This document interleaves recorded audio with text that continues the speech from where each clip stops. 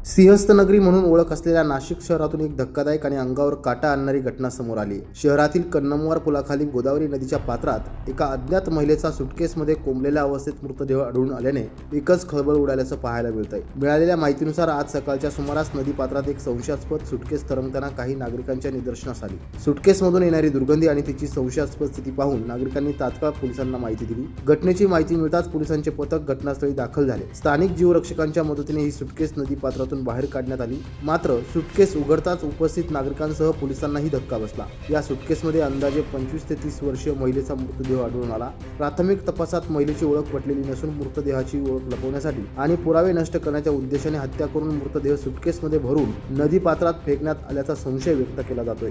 दरम्यान पोलिसांकडून मृत महिलेची ओळख पटवण्याचे काम सुरू असून या प्रकरणाचा सर्व बाजूने तपास करण्यात येत असल्याची माहिती वरिष्ठ पोलीस निरीक्षक संजय पिसे यांनी दिली। आज सकाळी 9 ते 10च्या दरम्यान सफाई कामगार जे आहे त्यांनी डायल 112ला कॉल केला। एक बॅग आहे त्याच्यामधून स्मेल येत आहे। त्याच्यावरून आमचे बीट मार्शल या ठिकाणी आली। त्यांनी चेक केलं की एक्झॅक्ट काय आहे। त्यांनी पाहिल्यानंतर त्यात मानवी बॉडी असल्याचा त्यांना संशय आला। त्याच्यानंतर आम्ही स्पॉटला आल्यानंतर फॉरेन्सिक टीम डॉग स्क्वॉड यांना पाचारण केलं। बॉडी ओपन केली असता ती सदरची बॉडी ही महिलेची असल्याचं दिसून आलं। सर त्या या महिलेची ओळख आहे का? ओळख अजून पटलेली नाहीये।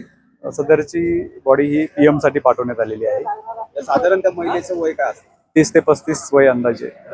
या धक्कादायक घटनेमुळे नाशिक शहरात भीतीचे वातावरण निर्माण झाले असून नेमकी ही महिला कोण, तिचा खून कुणी आणि का केला याचा उलगडा आता पोलीस तपासानंतरच होणार आहे।